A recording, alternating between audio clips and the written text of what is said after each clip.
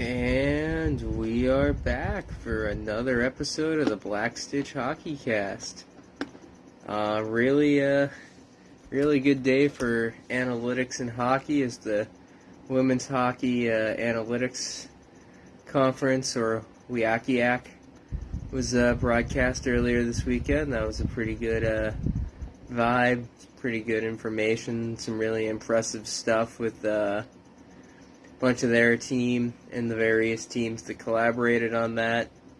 Would really like to see some of the stuff that they worked on maybe make its way over into the NHL and really other hockey in general, as pass probabilities were explored heavily by those guys, which was a pretty big, something that I haven't really seen a lot of in analytics circles at all, was sorry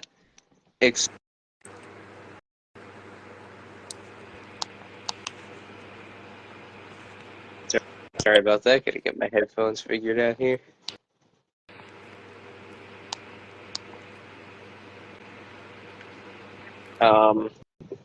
Really, really crazy to see pass probabilities being explored by some of those guys. Something that I'm was really curious about for head there. I'll see if that team over at CMU has some time to split that off, but that's something that I talked with those guys about being, I think across all sports. I mean, imagine, Liam, like thinking about, an analytics stat here of being able to look at a model of an entire power play and seeing the past success probabilities related against the high danger scoring chance probability models, and actually being able to fucking watch a virtual recreation of a power play to see how dumb your decision making is. Genuinely surprising that it was not until earlier today that I saw somebody, really somebody looking into that in any capacity.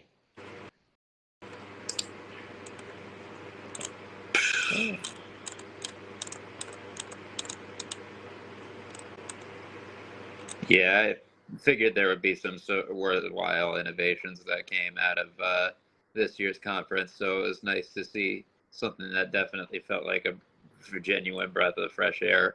Not to say everything landed, as we discussed, behind closed doors, but that was pretty impressive.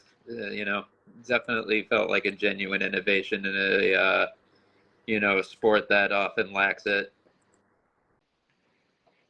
Yeah, when I was listening to a bunch of basically college statistics majors more or less breaking this down, I'm like, this really felt like, and they were very early on. I didn't really maybe give them as many props to it as I should, but like, I love the thought of clearly a panel of non-hockey fans looking at, statistically speaking, what is the most interesting data set that literally nobody else has looked at. And then me sitting here, as a diehard fan, like, I'm a big analytics gremlin, as everybody knows, and even I've never like thought about like what is our pass completion percentage like rates across the offensive zone. Like, I've never even thought about that data and like what tracking. Like, to give credit to the PWHL stat compiling, like they have done the data aggregation for Yeah. shot quality, which I liked, but going through the stats on that, like, they have the data, but they don't have it aggregated or fucking referenced in any capacity. So, like, they have the data points of literally the distance, the location, goalie location, teammate location, and angle of release and speed. So they have all of the, like, they've tracked and recorded the fundamental, like, baseline data you need to do anything with, but nobody's done anything publicly with that data, which is fascinating of, like, because the problem obviously being in terms of high danger scoring percentage aggregation for the NHL and the deeper side of the analytics community. Um, you know, a key principle of that is you need to know what the average scoring is and, the average goal ratio. So, like, before you can even integrate, complex or higher level metrics analysis, first you have to understand your own, baseline aggregate. So before you can even get into like next level analytics for any level really of any league outside the NHL, first you have to aggregate what the fucking standard expectations are, Mm. which is really, I think, the part that they're hung up on is nobody's calculated, to my knowledge, the aggregates to even be able to leverage any of that.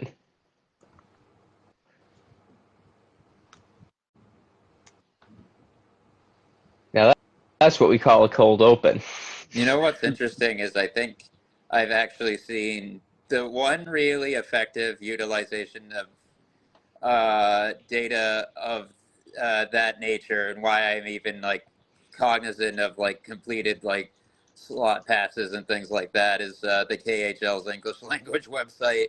Like I honestly am gonna go out on a limb and say that KHL dot eng is like is basically with in regards to that particular part of its operations is what NHL Edge should be.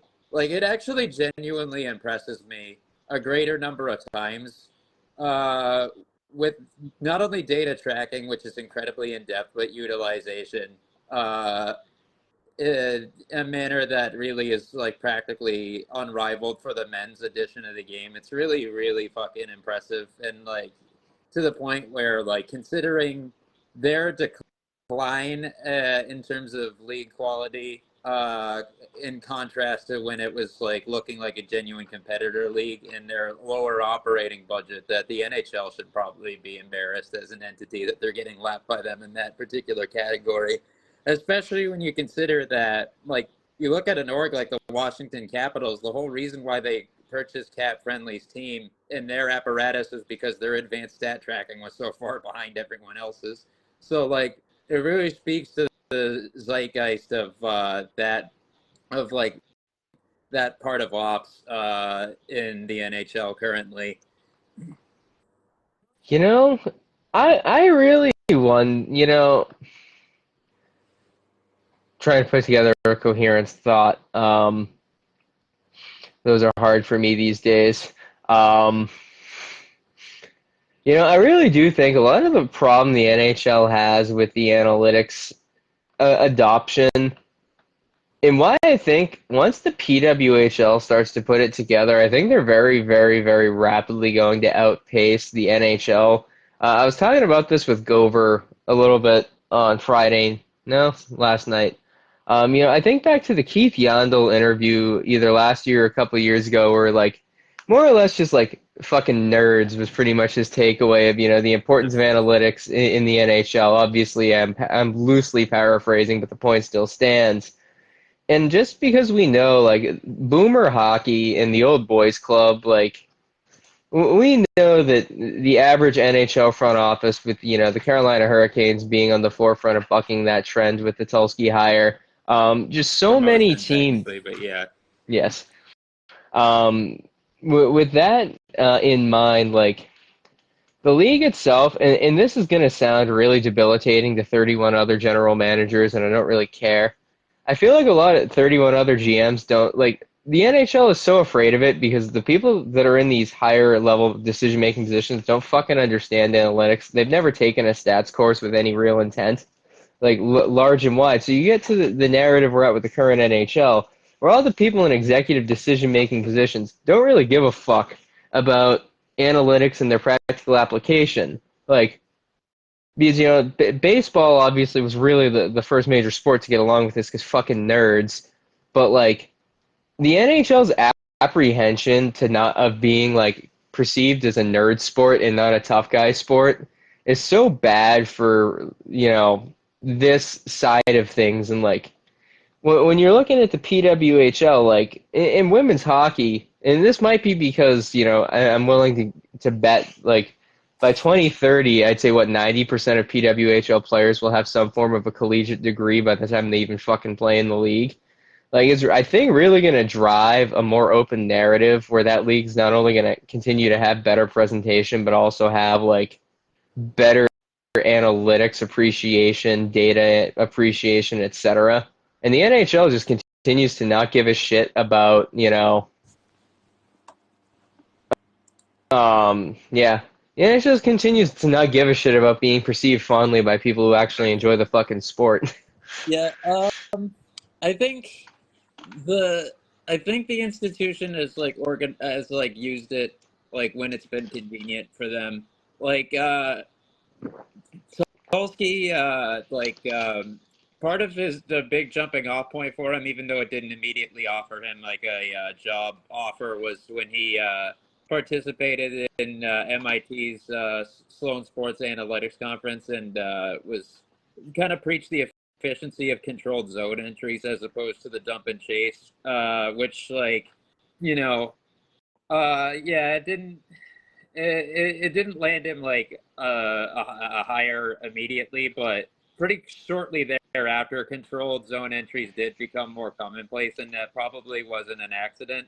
So it's like it's one of those things where it's like just like a very like minute part of like the toolkit at times, as opposed to something that like I would probably wager like all three of the rest of the North American major sports has emphasized to a fairly considerable degree. Like it's not a non-factor in football, and like it's a huge factor in basketball nowadays. That's why you see guys on second chance opportunities passing up open dunks and kicking it out back out to the perimeter so the guy can take another 3-pointer again like immediately thereafter. Like it's like part of the machinations of the other leagues like to a much greater degree. Yeah, well, I mean, I look at the NFL too, and I mean, obviously the next gen stats we've seen a lot the last couple of years, and I mean, I feel like exactly like that. Like, when we look at like, if you go for like fourth down territory and stuff, where everything's four down football, I feel like once we start seeing a lot of next gens with a lot of the probabilities and a lot of those numbers, then you see that trend in the game where it's like, I think the last few seasons we've seen a lot more teams really going for it a lot more on fourth down. So I think there's definitely that pattern in all sports, and obviously again with the NHL, where like maybe they don't want to admit that even with analytics that hey, but all that stuff does impact. Yeah, it was that was kind of like one of the transformations I've seen in the NFL, but I figured you'd have like the best like example to provide. So that's pretty good alley oop there, as it were. Gee, I love it for sports, really. Like, gee willikers, Batman. Mathematically speaking, it's really clear and obvious how we get more points. If only we'd thought of it sooner. Like, it really comes down to, like, it's actually really a shame for all these sports that have video games that took this long to figure it out. Because, like, at the end of the day, and I don't remember where I saw this, it was years ago. But when you fire up Shell or you fire up Madden, I'm going to use Madden as an example, specifically to the truck stick, hit stick scenarios of Madden '06 and beyond, and how this directly correlates to analytics. No matter what the ratings are of the two players, when say that I'm Damien's playing Darren McFadden, I'm playing Gerard Mayo on Madden 2010. His break tackle is probably going to be like an 85 rating, and my tackle rating is probably like a 93. But all that really matters is A, the timing, whether or not it's a frame perfect input or not, and B, what those ratings are. But at the end of the day, no matter how well Damien or myself, or how well the players are programmed, the way that the game programs and operates is it's still a fucking probability-based outcome. Like, based on my input versus his input versus the way that the game is programmed, it still shakes it out to an RNG. Like, it still comes down to an RNG. And, like, yes, real sports don't come down to an RNG, but they kind of fucking do. Because in real sports, Every single outcome, every situation is dialed back to a 50-50 probability the moment it starts, down to is the puck going to move at this speed? Is the puck going to, like, is the goalie going to, like, every single microsecondal or, like, transactional moment in the fucking sporting event is literally starts at a 50-50 opportunity of an outcome. Everything, even in reality, comes down to a probability-based outcome. And it's stupid as fuck that we started making video games for sports in 1994. We started having good games, at least in the NHL.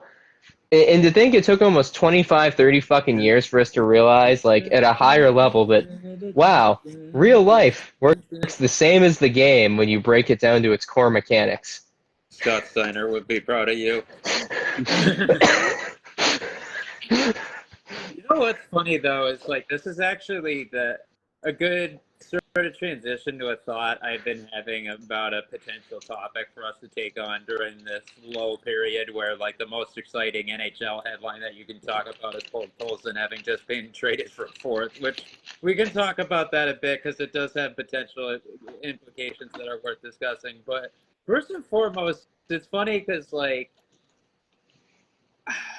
I guess this is really like a topic that's like valuable for consumers. Like we we may not be actively engaged with the Shell product and haven't been for like a handful of years, but we all know well that like that EA Sports has been kind of resting on its laurels and just consistently putting out a janky piece of shit that hasn't really progressed in a meaningful way for a number of seasons now. And it's like I've been thinking about this for a long time. Like they know they can get away with it because they have a monopoly with their exclusive licensing. So it's like, I wonder what I've considered a couple of possibilities as to like what can like inject like a new energy into that side of like NHL licensed products. And it's like, would it be beneficial for the market to have and provide competition for EA Sports Shell again, as we had with 2K for many years? Or is there salvation like just like a reimagination of how they go about actually constructing the product? Because one crazy idea I had is like, and we've mutually talked about this before, and I don't know if there's any sort of contract language that would forbid this, but hypothetically, just imagine like we know it's well documented that Western game studios are vastly inferior to Japanese studios when it comes to putting out products that makes mechanical sense. So what if you just licensed NHL to a Japanese game studio and had them develop the product, but have all the IP handled in North America? Like, would that work? You know, so two thoughts. One, I'm always going to, Christian being the most staunch and devout economist and perceiving everything in the universe through the lens of an economist, competition, always good for the consumer. I want 7 shitty hockey games a year with the NHL IP as long as I get one good one. To answer your question, now I have to actually go, like when I go after this podcast, to give you a good answer. If the Japanese studio is making it, I'm gonna go under the assumption that the programmers, the devs, and the directors don't know much about hockey. So then I'm gonna have to read Dog's Red before I can appropriately analyze this, because I need to see how the average Japanese artist perceives the sport of ice hockey. And based on how well or poorly they adapt the game there, I can then, make my assumption of how they program the game and why I'm looking at it this way. I love Japanese interpretations of Western things. For example, and we talk about this a lot, is Haruo Sakuishi's Beck. This is a guy who never played in a band, didn't know shit about playing in a band, didn't play in a musical instrument, and only really knew things about his friends. And this dude wrote a fucking manga series that is as close to the American experience of playing in a shitty rock band as I've ever read in fictional media. So no, using that as my parallel, and also having read Ice Shield 21, the Japanese Oh perception of yeah, football, yeah. That did come to mind as you were talking just now.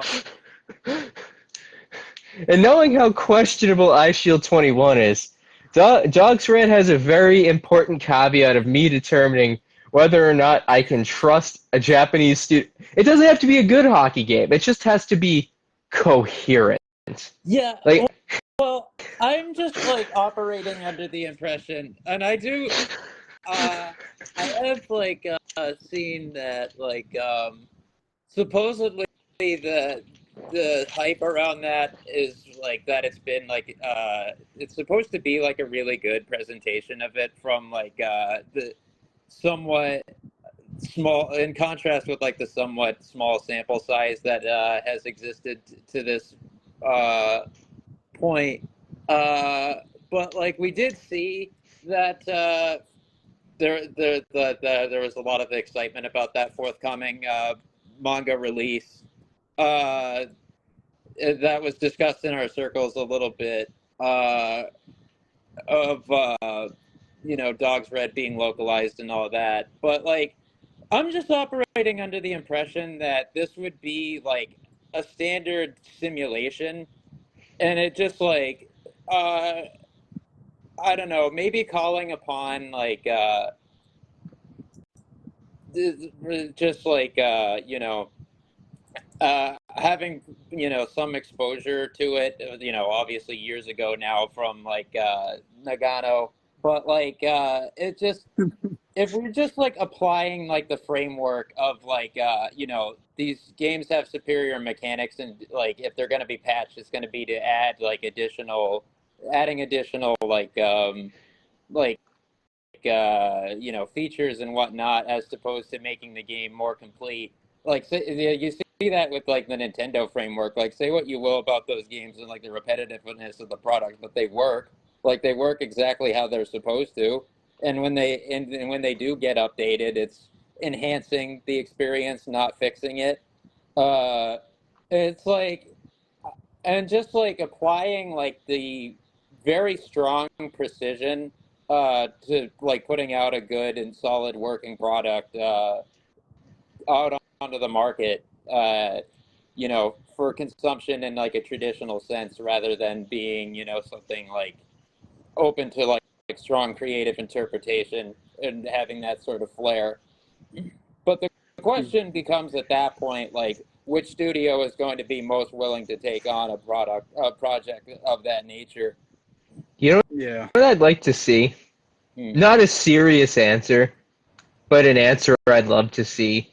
Hmm. If Square made an NHL game with the premise that it is a remaster of NHL 2004, since NHL 04's GM mode did have the closest thing to RPG techs and strategies in the mode, I would like to see either you know, Sega and Atlas, Atlas being a Sega property, but Sega or Square potentially, their take on an RPG GM mode. That would be Honestly, I've beautiful. actually but like unironically contemplated that as well, and so this is where it actually like gets interesting, because like from a genuine standpoint of their experience, like Square has had in their own in like IPs, like actually very good working sports themed mini games within their own IPs. So to provide an example and to provide some background context, so in Final Fantasy X and its sequel 10-2, there was a mini game known as Blitzball, where it's basically like an underwater hybrid of rugby and soccer. Uh, that was inspired by the hype surrounding Japan and South Korea co-hosting the FIFA World Cup in that era, and like the mechanics of that were good enough to where like I could like see it as like a really good standalone title, and they know how to walk the walk in that context as well, because like you could uh, sign free agents within that. Like it was really impressive how detailed it was for something that wasn't even part of the main game, and like with like an operating budget and all this other stuff, so and like negotiations, not full-fledged, but like like a passing version of it, so it's not like it's something that side of it isn't something they've had some exposure to. So it's actually kind of hilarious that that's sort of a hypothetical worth imagining. Yeah, that's interesting. I I think one of my big pet peeves too, and maybe it's why they just like we don't see as many of these sports games. 'Cause again, growing up, between the '90s, especially the early 2000s stuff, we saw again a lot of different games. I think about the PS1. You had NHL Rock the Rink. We had the NHL 2K games for the PS2. You had NHL Hits and stuff. And I feel like a part of it too, a factor is like trying to make the game perfect as far as like making it the most realistic hockey game. And I don't know if that's been a factor where, hey, EA is the ones making the money consistently throughout. So maybe it wasn't the money wasn't and everything else. And EA, it was, some of the games are pretty solid, but I just feel like some of the sports games, I feel like it got to a point where like it had to be like the most realistic game. And maybe it's just like my take on that because I feel like it's the same thing with Madden. Like I playing more of the recent Madden games since the last of the PS2. Like I want to play a game where you can like both guys have Patrick Mahomes and everything's like, okay, cool. Let's have my superstar receiver go out there have like what was it like 36 to 40 catches, 500 yards, whatever, 6 touchdowns, and again playing against Christian where it's like, oh hey, look at my receiver who just had like 960 yards, like. I don't want to be struggling to get 3 yards of carry in like a lot of the more recent Madden games where it's like this isn't fun. I want to see something that is it's football or it's hockey, but like and that's the beauty of some of those earlier hockey games, especially 03, 04. Like, okay, yes, every hit NHL 3 with the input. Okay, cool, yeah, dude's getting cross-checked and he's doing a corkscrew through the air. Is it realistic? No, obviously not, but I think that's where, like, for me at least, I feel like some of these games might have gotten off a little bit, but I don't know. Maybe it's just my pet peeve and I'm just an oddball, but. The one thing I'll say, like, I think that the classic take on, like, simulation sports games was, like, better than, like, the way that devs are going about it now. Like when you look at 2K, yeah, is it like kind of like a more limited by realism experience than its primary competitor in EA Sports was? Yes, but it was also like a lot more fluid than you see like the simulation approaches to sports games that come out now. Like that was one of the things where like I actually like from as much as I enjoyed the over the top nature of like Shell from like the early 2000s, like I always thought like the movements were just a little bit too clunky in contrast with how like just like perfect the skating mechanics were to the point where you could enjoy like the seamlessness of transition play and things like that in like something like 2K5 where I think they got it just perfectly right. It's just like the ironic thing is, the more that mechanics that go into like this realistic gaming experience, from like especially from a motion standpoint, that the current monopolies put into, because it's the same thing in NBA 2K. They've made in an attempt to make the movements more realistic. It feels like they still are struggling to feel like. It's more like it's the more it struggles to feel like these players are actually moving like real people. Like that's the ironic thing about it. So it's like I feel like a stripped back to basics version of like if you're going for a realistic feel would actually be better than this overthinking that's being done and being put into development nowadays, if nothing else. In one sin, talking to our boy Morzo, the last time I fired up Shell 24, God, yeah. One of the biggest problems in Shell 24, man, is, and I don't even understand why EA would do this, and I think they're also making hockey Twitter more toxic in the process of doing this, is by God have they fucking ruined the hitting engine. Like, with each successive game since, like, 2017, man, EA has made it as difficult as possible to land unrealistic and stupid hits. And look, I'm all for professional hockey and hockey at all levels being safer. I am a big advocate for player safety across the board. So by God, if I want to fire up fake hockey on a fucking Xbox, if I can't hit a guy into the middle of next Thursday in a video game, how am I supposed to get out all of my pent up hockey based frustration, man? Like, it. Playing a beer league and take it out on the other team. Yeah, but there's actual consequences to that. Like, what you don't see on these beer league reels of dudes doing dumb shit is the fact that there's literal legal ramifications. Because like most of these crazy beer league hits are basically criminal evidence of guys who are legitimately committing assault because like beer league hockey is not a legal sanctioned league like the National Hockey League that has its own entirely. And I've never gone down the NHL's LLC and their like legal statutes and limitations of why injuries and incidents that occur in hockey games are in no place ever taken to like legal proceedings. You have none of those fucking protections in a beer league hockey game. So I've dove into that a little bit.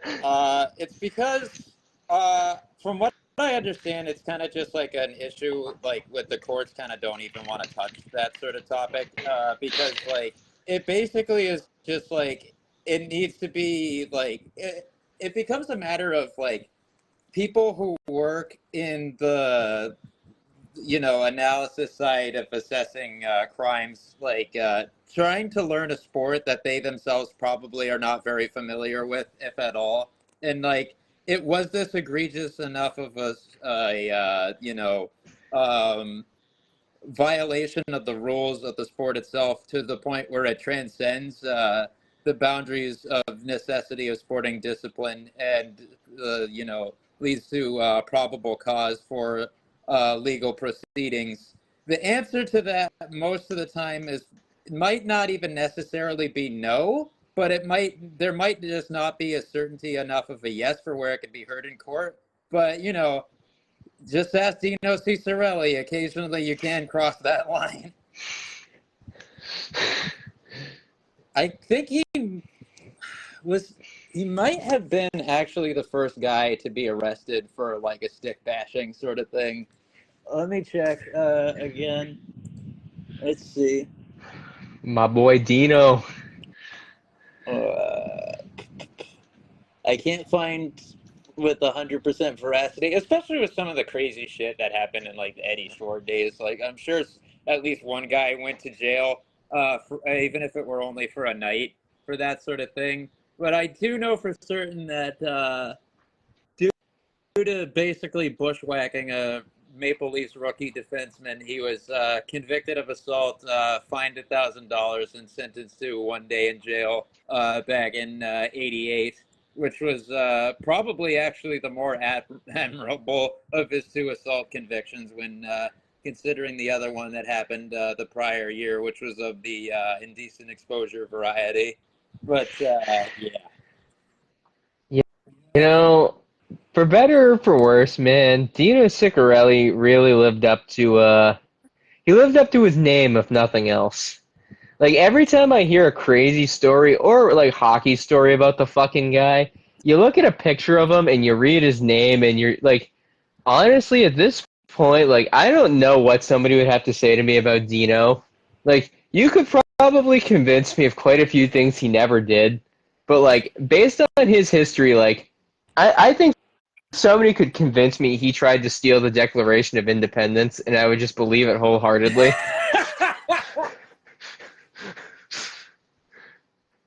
But back to the There will be a back to national treasure Dino Ciccarelli meme that ends up being the promotional image for this episode. This exchange just now, but go ahead. I don't know, man. I got at least 20 minutes to say something more unhinged than that. I have runway. Um, like here's the thing, man. When I read about players in hockey doing bad things, and I fire up, EA NHL, like if I fire up Shell 24, I have two options in my life. I have two options, guys. I can either play against the Carolina Hurricanes and line up Tony DeAngelo in the corner at full speed, Or I can go to my local Home Depot, which is next door to a Walmart, and buy an aluminum baseball bat and a traffic cone. The first one is safer, and there are a lot less questions asked.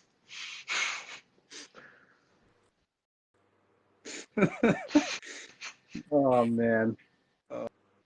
Uh, so what you're gonna tell me? You're gonna dress up the fucking safety cone in like a makeshift Tony D'Angelo uni and just assault No, the shit with the bat. I don't need a makeshift Tony D'Angelo jersey for a traffic cone, man. If I start wailing on a traffic cone on, let's say, Instagram Live, based on how this podcast has gone through 44 episodes, everybody is going to know that I am taking out latent frustrations about Tony D'Angelo, especially if I give it a high-vis jacket or a vest. Oh man, that's good.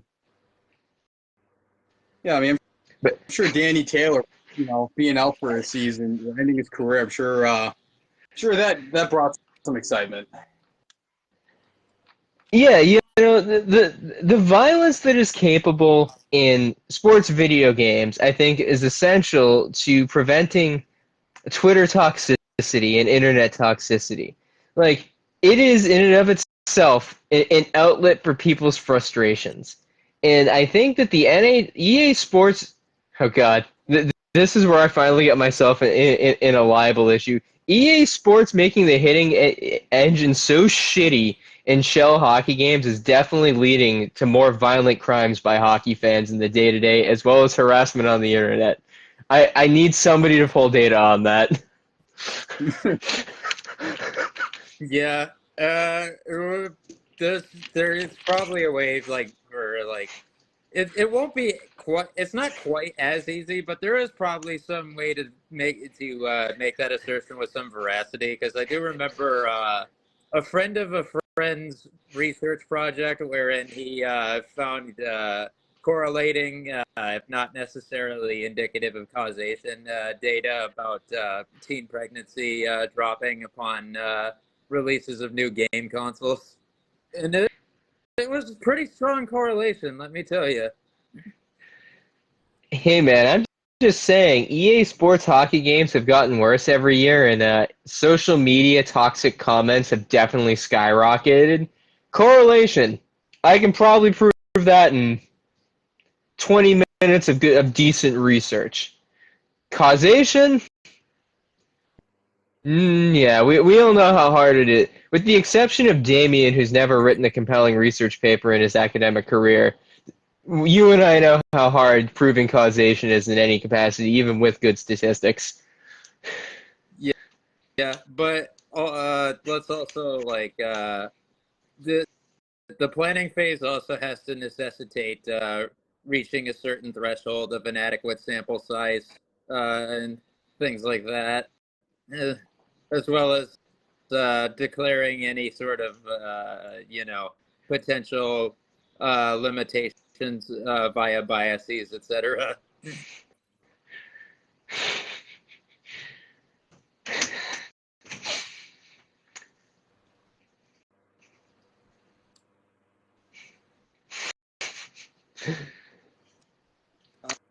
I am I'm just hoping for. appreciating the moment there. I'm just hoping that we start getting some PWHL games. That'd be sick. Even if it's like included in the next NHL game, that'd be sick. I mean, if you look at they have PWHL DLC players in the in Shell, and if you dig into the season stats that came out of the women's hockey conference today that I shared in our group chat, like they have legitimately included player ratings for legitimately I would say almost the entire skater group of the PWHL based on correlation consistencies in like NHL player comparables.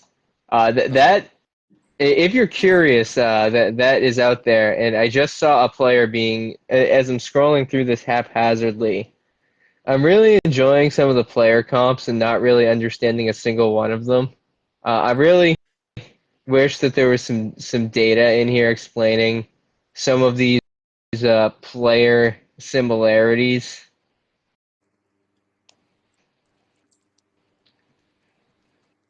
Man, poor Madison Packer getting compared to fucking Juraj Slavkovsky. Fate worse than death. That wasn't nice of me. So I saw Morgan Frost and I scrolled really fast and had to go back to him. Sarah Bujold, I don't see a lot of the correlations here. Is I guess my confusion. Sorry, but yeah, David. If you're curious, JB, give me a second. I gotta put a name on it. Gotta give credit where it's due. I don't mean to criticize his comparisons. I just don't understand. John Bouchard put in the notes from the NHL 24 in-game lineups to aggregate these stats alongside in-house generated data by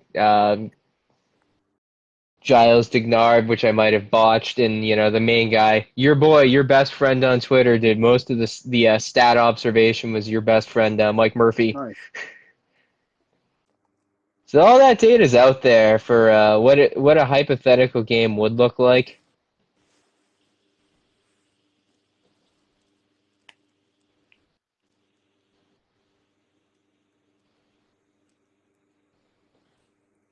I think it's bogus. They only gave Frankel a 90.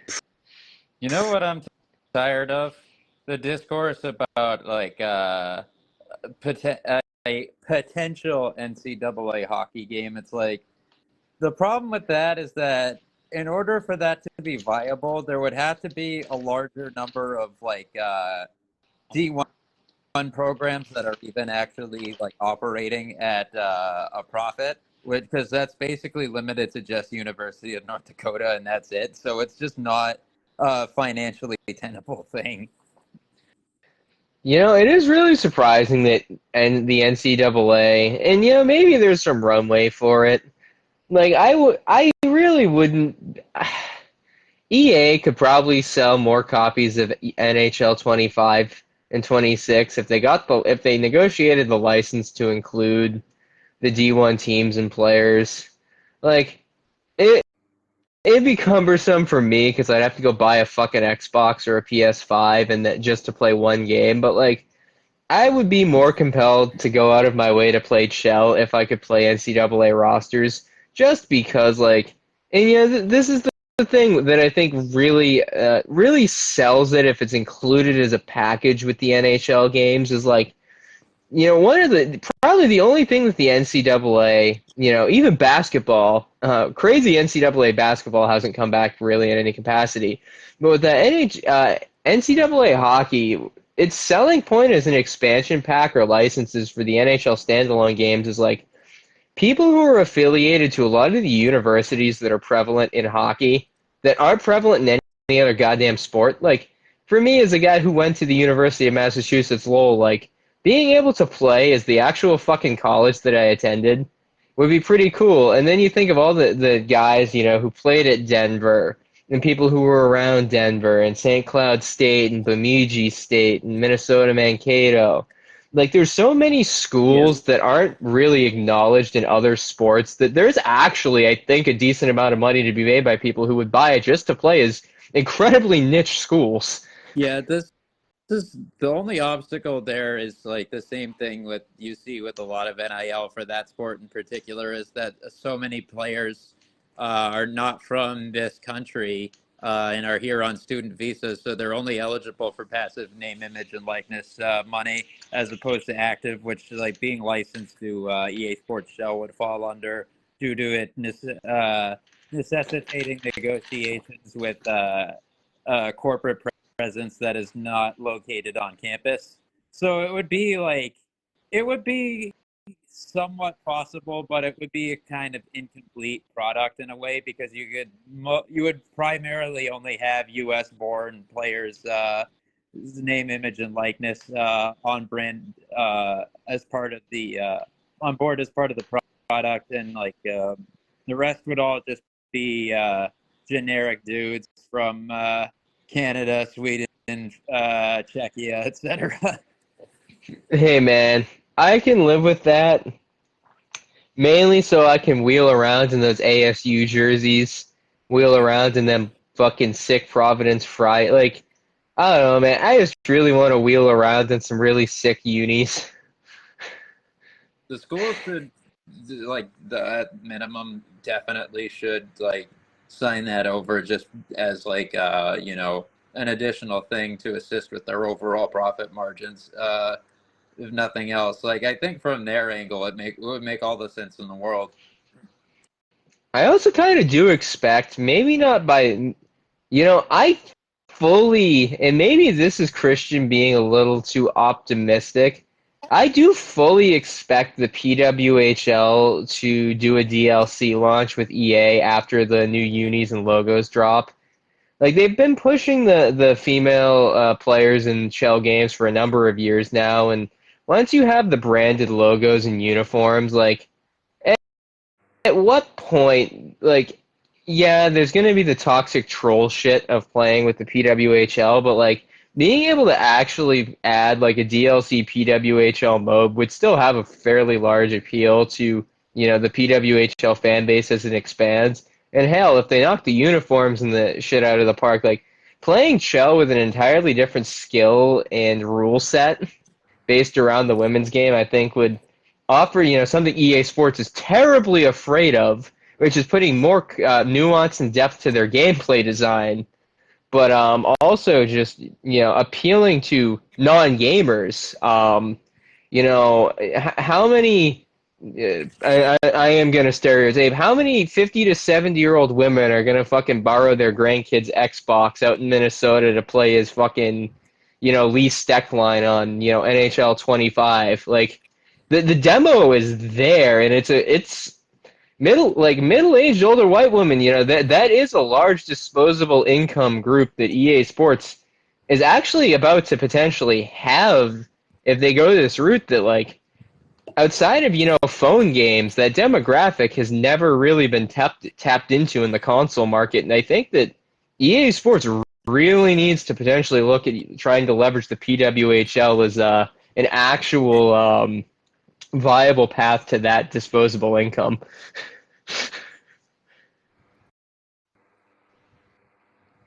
Uh,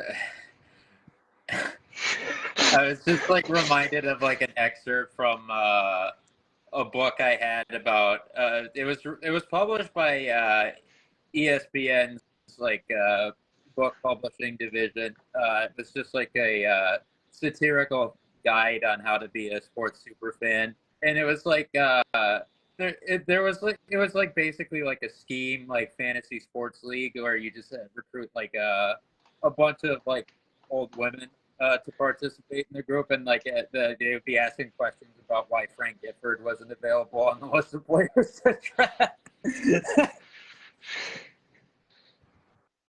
Well, I'm gonna use this opportunity to shift from old people to young people. If there's any developmental league updates this week, Liam. Yeah, so so Rick Westhead over at TSN has continued to do fantastic investigative journalism, which is not specifically concentrated on hockey, but obviously with the nature of his role and with there being plenty to talk about there and dive into. Uh, he has provided us with a very compelling update on the ongoing NCAA CHL eligibility manner, in which now that hot topic that's already been discussed internally by relevant entities within the NCAA realm has now dived into lawsuit territory. And at this point, the best thing I can do is quote Rick directly. 5 days ago, he wrote, Canadian junior hockey player Rylan Masterson has filed a proposed class action lawsuit against the NCAA and 10 universities, namely Canisius, Niagara University, RIT, Boston College, Boston University, University of Denver, Quinnipiac, University of Notre Dame, Stonehill College, and the University of St. Thomas are named as the defendants in that suit, alleging that they are violating antitrust laws by preventing anyone who has played a game for a major junior team from playing NCAA hockey. Masterson, 19, plays for the Fort Erie Meteors of the Great Ontario Junior Hockey League. I apologize. I'm having a bit of a Steve Levy moment here because my mind is still on that stuck on that last conversation. I'm not on the verge of laughter due to this lawsuit. This is not funny. This is serious stuff. Um, in 2022, Masterson played 2 exhibition games for the OHL's Windsor Spitfires, which cost him his eligibility in the NCAA. Masterson argued in a lawsuit filed Monday night in the U.S. District Court that the NCAA and U.S. universities are anti-competitive and violate antitrust laws because of that rule. The NCAA in 2023 conducted a review of its bylaws to identify legal vulnerabilities and to determine one such vulnerability was the boycott of CHL players, the lawsuit said. Lawsuit, quote, later that year, NCAA officials told Division I coaches that they could, but would not be required to, eliminate the boycott if they chose. The NCAA conveyed that the issue was in the coach's hands. In order for the NCAA to end the boycott, however, enough coaches needed to vote in favor of eliminating it. The coaches have refused to do so. In May 2024, NCAA hockey coaches met in Naples, Florida, and discussed the boycott, the lawsuit said, adding that the coaches formed a committee to monitor legal challenges to this rule. The lawsuit also pointed out instances where pro athletes have competed in NCAA sports. Boston University's Tom Villander played pro hockey in Sweden before enrolling in the NCAA school. The lawsuit said adding tennis players can make as much as $10,000 per year without losing NCAA eligibility. Other athletes, such as swimmers Katie Ledecky and Joseph Schooling, received $115,000 and $740,000 respectively for their athletic achievements, yet retained NCAA eligibility, the lawsuit said. So my takeaway from this is that we're finally seeing it argued in a litigative context. As I've been saying this whole time, that NIL eliminated a significant leg to stand on, if not the only one that this role had. And like at that point, that the CHL Forbidden Door just like it only makes sense for it to be open. But now it's also pointed out that you know it's like there's this whole loophole system it's inconsistent because like I understand that Villander, the pretenses for him being allowed into NCAA competition, despite having played in the SHL and Allsvenskan, was that he was effectively like an unpaid affiliate, having his stint and cup of coffee in the pros in that context without monetary compensation. But it's like you could effectively argue the same that is the same as despite the stipend is true for every CHL player that doesn't sign an ELC and return to their team. Like the players in Europe that have an affiliate stint are by their very nature playing surrounded by guys who have already signed pro contracts because they're on those teams full time. So like if that's okay, why is it not okay to play with a guy who's on an NHL ELC? Like it's the double standard is like there like clear as day, especially if it's a non-competitive matchup. So I think there is sort of something to the merits of this, but with like the fine print, I'll be curious to see if that goes anywhere. But if nothing else, this is something that kind of is like a conversation driver, I would say, and something that's already been like a very fascinatingly evolving, course of events, even prior to it being taken to court in a formal context. Oh, yeah. But yeah, it's similar token, it's funny, like we still don't have clarity for I think like an insider or someone like Chris Peters or whoever should provide us some clarity on whether or not Adam Binak was if he relinquished his NCAA eligibility with his Czech Extraliga games, because we still don't know if that was an affiliate stint, and even if it was, who's to say that there wasn't some form of like alternative compensation that served as a substitute for a contract. It's like there's a lot of like fine print sort of stuff, and it's like uh,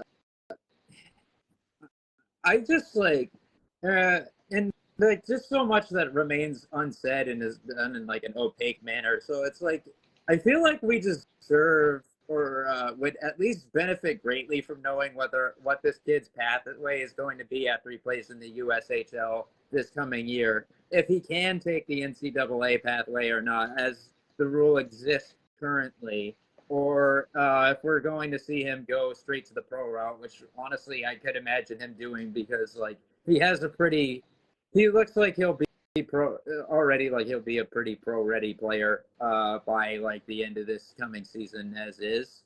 Um, so it's like I just would like to have some sort of answers, and also for this general topic to have some evolution and to demonstrate more consistency.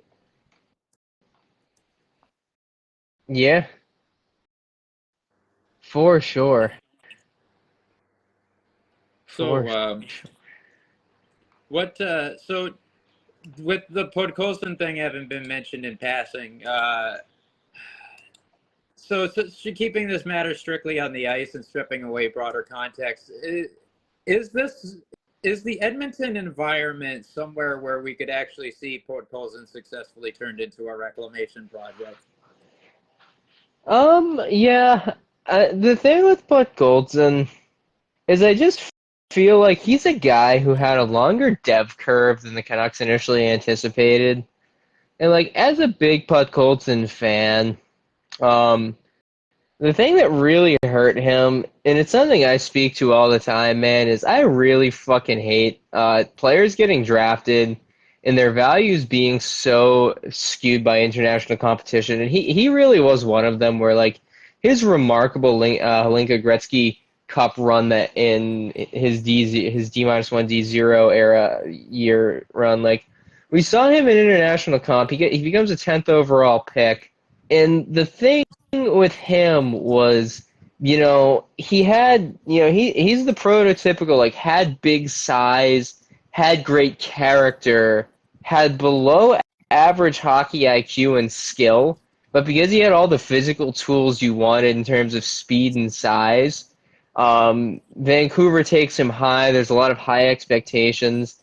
I think his development curve and his deployment in Vancouver versus in the minors was not handled well. It's one of those like, what did we want him to be? Whose timeline are we winning under?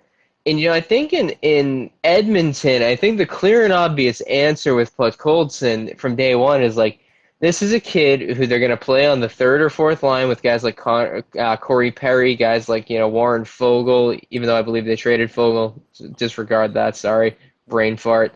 Guys like Connor Brown, really like, but Colton has the ability to have a clearly defined role in Edmonton with coaching and veteran players around him, where I think he's really just going to be utilized, as a guy who can go be a big body and just win puck battles and get puck retrievals. Because Vancouver never really was clear in their own deployment of him of what he was supposed to be there, and I think it led to a lot of internal discourse and really resentment towards the prospect and probably mutually to the organization of like, could he have been a top six forward had they handled his dev correctly? Possibly.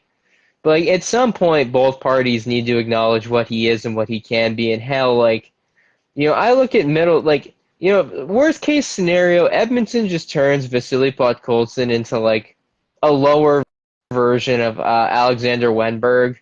And I think it's a player who has, I think, a very similar skill set, but a very different career curve. And I'm only thinking about this fresh off of the Flyers piece I was working on earlier. Is like Jet Luchenko is a guy who I think is going to need to be evaluated, not the way that Put Colson was, but in the train of thought here of I think Philadelphia, the Flyers org needs to make the decision on what he's going to be before he ever sets foot on either like wears a Flyers or a Lehigh Valley sweater. Like they need to know what he's going like because then you get into the Putt Colson scenario, and Chris Bork also when he was coming up through the Hershey Bears system of like, what's this guy gonna be so we can make him what he could be.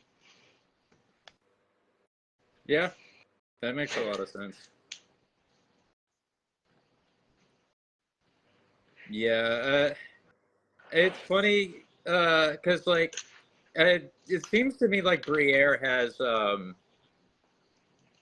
he he has enough confidence to make have had made a declaration to your point about that example. Like he made a declaration about Luchenko's future was that he foresees him peaking at line 2 and that the aspiration is not to get him to play on line 1. Even though peak capability, like, he's like, he could be a very Braden Point-esque player, except the part where he gets 25 free goals a year, basically, to taking a cue from my boy Derek's, nod to the Kucherov point dynamic. Like, but it's like, so, but rather than that, like, it seems like they do project him as a line 2 player, despite the potentiality for Kucherov point or Detroit's aspiration to have a compatriot to Larkin, but never having actually gotten that sort of player to play alongside him, as it turned out, which is really one of the disappointments about like the Detroit degradation arc. Like, yeah, do you love to see it as a hater? But you also, yeah, definitely. I mean, I kind of relished in it myself, as we saw. But like, Larkin is also sort of like a disappointing story in that you never got to see what the guy could be with the proper supporting cast, because he does have like an amazing overall player profile, to be honest. But they said that, but Briere does have a tendency to put up smoke screens. So I think that he has enough of a concept to put out of what's going to happen at the culmination of Luchenko's dev to have made a public declaration about it, but it might not actually be what he said it is. It wouldn't be the first time that he was cooking up something and it wasn't what he said it was, or he played it close to the chest. So we'll see.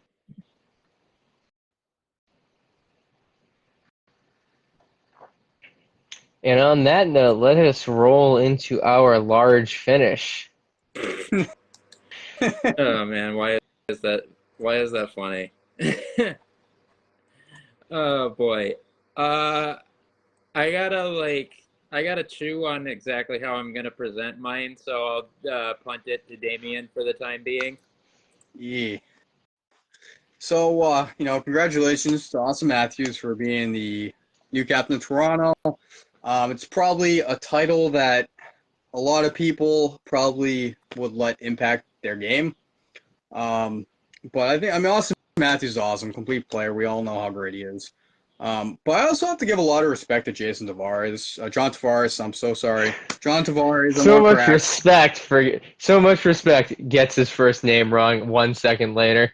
I don't know why. I feel like I've called him that before, but no, like honestly, like with John Tavares, like when you look at a player who, again, obviously was kind of the center of the Islanders, supposed to be the big guy. And he was really good. He really was. And I mean, Toronto with that contract, everything. I think he still played well. We did see him be clutch this season, but he's always a professional, and I'm really proud of him. So that's the biggest thing to me. I don't think I've really seen one guy just be like, "Hey, you're the captain here." So just a lot of respect. Hopefully Toronto. Hopefully they continue to play well, and I don't know. It'll be good though. It'll be good. I'm gonna cheat a little bit on mine. Yeah. my large finish is flag stitch hockey related. I'm gonna remind people we have a new merch drop that just landed in the comments. Um, the more stuff people buy, the days that we can finally make more money than our operating fees. We have some pretty cool plans for charitable donations that we'd like to talk about once we have the money to do it. For anybody listening in the present or the future on Spotify or really any of those platforms, anything we sell, we'll even hit our DMs about color variants for it. I have no problem cooking up new designs to match your favorite team's colorways without committing any form of trademark or copyright infringement. We don't want to step on toes, but we do want to make merch that looks nice with your favorite teams. That's all I got. Seriously, DM us, message us, reach out to us, tell your friends about us. Especially the brand new navy and yellow hats that might or might not have a similar colorway to about a quarter of the MassCAC.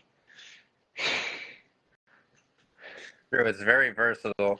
To the point about Johnny T, I feel bad for the guy because he's kind of been like doomed for disaster like his whole career. When you think about it, because like as the inaugural or the I suppose initial exceptional status player, he was like in the OHL at a point where he didn't have anything to gain from playing in it anymore, which stagnated his development. He could have been so much more if there was some, actually, ironically, if there was some sort of pathway into him getting into the NHL sooner. And like, there's been a lot of bad luck and things like, that have occurred along the way for him, high expectations. And, he's been a respectable player with a solid career despite that, and I'm glad that it seems he handled this whole course of events and this change with a lot of grace as well. But so this is how I'm going to handle my thought process on my point for this week. Looking ahead again to the 2025 NHL entry draft and its incredible depth. A thought I had upon the Luchenko selection was, not even though didn't take it great on its face, with more sure things such as the Hellenius selection immediately thereafter. I did think it had an interesting thought process behind it, but I was like, I was not stoked primarily because they already took their sub 6 foot center, making it even like less likely that they would take one next year, even despite the probably higher ceiling players that are in that class that fit that profile. But the way I'd see it is like with the amazing depth, despite the calls. Oh, that's ironic. Because now I'm reading a story right now about the potential of Landeskog returning at the beginning of this coming year, which is pretty dope. But incidentally, that's one of the teams that we have a pick from, thanks to that Sean Walker trade.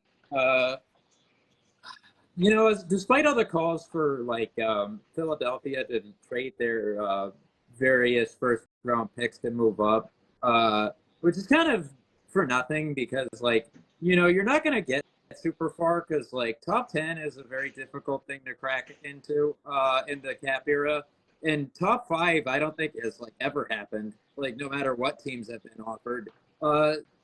So honestly, if they stood pat and just kept all those picks in a class like that, they would be completely fine. And the way I see it is if you want to get someone on the larger side with one of those higher picks, with like the first rounder, say if you were to take someone's like say Malcolm Spence, 6'2", left wing, decent skills to complement that frame. Good two-way motor, very much guy that I think Brent Flar, especially our director of amateur scouting, would be into. That's cool. I'm fine with that. The way I see it is with a later first round pick, they should not be afraid and that to and I think this is a mindset that all teams should have is if you have a smaller skill player fall to you at that later first round pick, you should absolutely freaking scoop them up. So I think that there is a pathway still even now for someone like Cole Rejny to land in the Philadelphia Flyers draft, and they should take it if that sort of opportunity presents itself. Obviously, personally, that would be my ideal. It's not necessary, and it's well documented, and I'm not even embarrassed to say it because people who I would normally potentially be embarrassed by don't seem to mind that fact without naming names in the interest of privacy. Um, but if that opportunity is there, then go for it. And in a sort of repeat of last year, and it's especially valuable in a class like that. It's not 2003 because nothing is. But in a class where you're going to find later round value, you can just go and add size in rounds 2 through 7.